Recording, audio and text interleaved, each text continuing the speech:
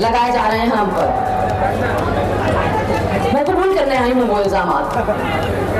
हाँ, हुजूर पाक सल्लल्लाहु अलैहि वसल्लम के लिए इज्जत मन में होने के लिए आप किस जात में पैदा होते हो ये जरूरी नहीं होता है। जरूरी यह होता है कि जब हुजूर पाक सल्लल्लाहु अलैहि वसल्लम की शान में गुस्ताखी हो तो आप उन गुस्ताखों के साथ जाके हाथ नहीं मिलाते हो। एक्टिंग है। बहुत कंफ्यूजन है, गहन कंफ्यूजन है और ये आइडियोलॉजिकल कंफ्यूजन है। मैम आई थिंक हमें इस तरीके की डेफिनेशंस में फंसना नहीं चाहिए। क्यों नहीं? बिल्कुल सही क्योंकि मैं बता रही हूँ क्यों।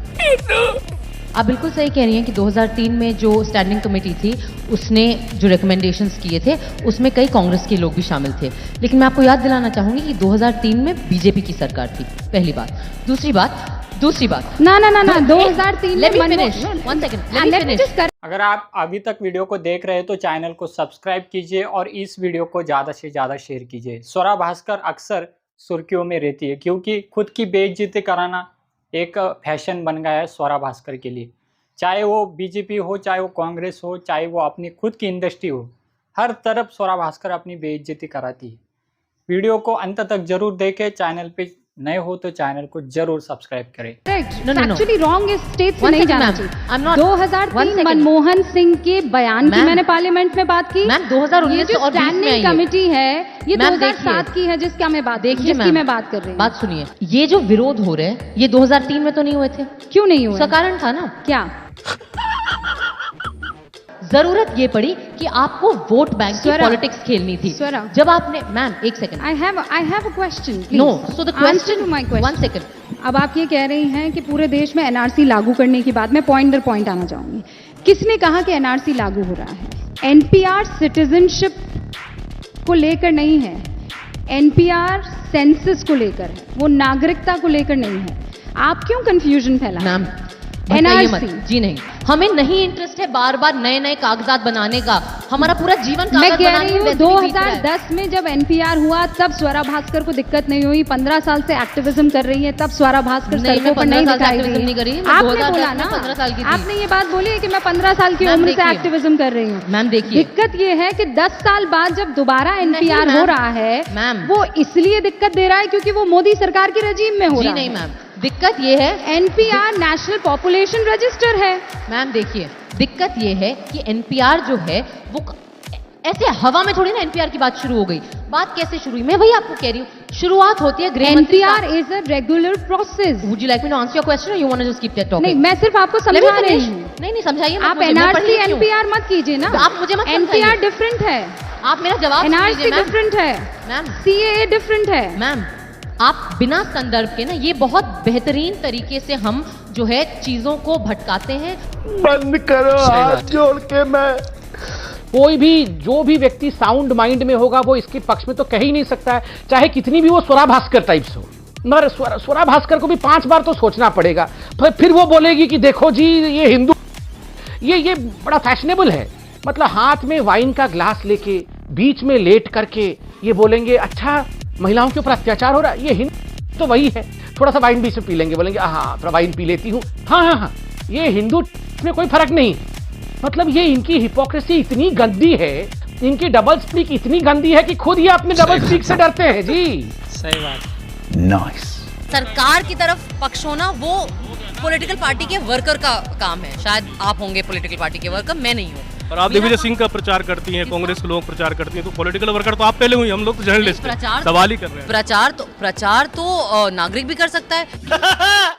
क्या बात है? जर्नलिस्ट नहीं कर सकता, जर्नलिस्ट तो बोल भी नहीं रहा यहाँ। जर्नलिस्ट का काम प्रचार करने का नहीं है वैसे। नहीं है ना, तो किसने किया? आप प्रचार आपने आरोप लगाया, नहीं तो बहुत आसान होता है आरोप लगाना। देखिए सर, आरोप की बात नहीं है। जो अच्छे मुझे कैंडिडेट लगे, मुझे जो लगा कि जो नेता काम करेगा लोगों के लिए उस पर्टिकुलर क्षेत्र में, उस कॉन्स्टिट्यूएंसी में, मैंने उनके लिए प्रचार किया। इनमें एक भी ऐसा कोई लगता नहीं कभी बीजेपी का तमिलनाडु से लेकर जम्मू कश्मीर तक। बीजेपी को हमारी जरूरत थोड़ी ना है सर। बीजेपी के पास इतने वरिष्ठ, आपको तो कांग्रेस की जरूरत नहीं, आपकी जरूरत तो कांग्रेस को भी नहीं, लेकिन वो तो वहाँ तो जाती हो आप।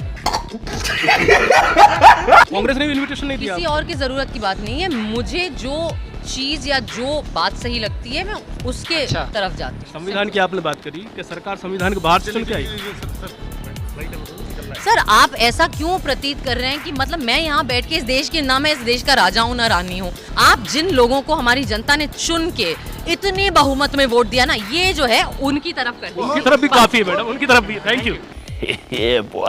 लड़की गैर मुस्लिम है और लड़का मुसलमान है। अब ऐसी कंडीशन में कोई निकाह करता है, शादी करता है, तो शरीयत की रोशनी में वो निकाह नहीं माना जाएगा। अगर जैसा कि आपने सवाल किया है, इस सवाल के मुताबिक वो शादी नहीं है, वो निकाह शरीयत की रोशनी में नहीं हुआ। मतलब मुझे एक्चुअली इस चीज़ से दिक्कत नहीं है, क्योंकि होता ही है ना कि ये इतनी बातें करते हैं कि ये आपको जिंदा रखते हैं। तो अब मेरी जो पहचान है इनकी बदौलत, मेरे सारे नफरती चिंटू मैं बुलाती हूँ इनको, हाँ। नफरती चिंटुओं की बदौलत मेरा नाम जो है, हाँ। और मेरी पहचान फिल्मों पे डिपेंडेंट नहीं है। हाँ। वो मैं फिल्म करूँ ना करूँ, हाँ। मैं न्यूज़ में रहती हूँ, मेरी पहचान बनी रहती है। तो ठीक है यार, मतलब हमारे लिए, हम लोग तो यही चाहते हैं ना कि मीडिया से हमें अटेंशन मिलता रहे। तो वो तो मिल ही रहा है इनकी बदौलत, वो जिंदा रख रहे हैं मुझे। आपने कौन सा वर्ड यूज किया था, कौन से चिंटू? नफरती चिंटू। नफरती चिंटू। तो नफरती चिंटू जो है वो लोग कौन है? मुझे क्या पता, मैं थोड़ी ना उनके, मतलब हैं वो लोग अक्सर, मतलब मैं ये ज़रूर कहूँगी कि एक वक्त था जब उन सबके नाम के आगे मैं भी चौकीदार लिखा हुआ रहता था। ये मैंने नोटिस किया था। अक्सर जो मुझे गालियाँ पड़ रही थी वो चौकीदारों से पड़ रही थी। आजकल तो अब मुझे नहीं पता कौन है वो। आप जिस किस्म की भाषा में बात करेंगे, आप उसी किस्म की भाषा में वापस जवाब भी पाएंगे। कन्याकुमारी से कश्मीर, मणिपुर से मुंबई तक चलें जनता के मन की बात सुनने। बहुत सारे ऐसे राजनेता हैं जो अपने मन की बात सुनाते रहते हैं हमें, जहाँ पे कोई भेदभाव नहीं है कि इन्होंने क्या पहना है, मैंने क्या पहना है, मैंने बिंदी लगाई, इन्होंने नहीं लगाई है, ये क्या खाती है, मैं क्या खाती हूँ। ये सब छोड़ के हम सब हिंदुस्तानी हैं। जो हमारे भगवानों का नाम ले लेकर जिस तरीके से नफरत हो रहा है और जिस तरीके से पाप हो रहा है, आप हमारे भगवान का नाम लेकर अगर कर रहे हैं तो इससे बड़ा पाप नहीं है। मैं एक हिंदू होने के नाते,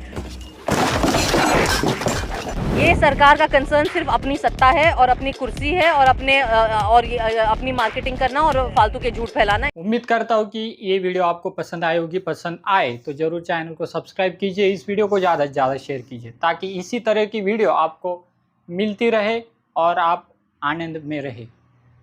मिलते हैं अगले डिबेट में, तब तक के लिए जय हिंद, जय भारत।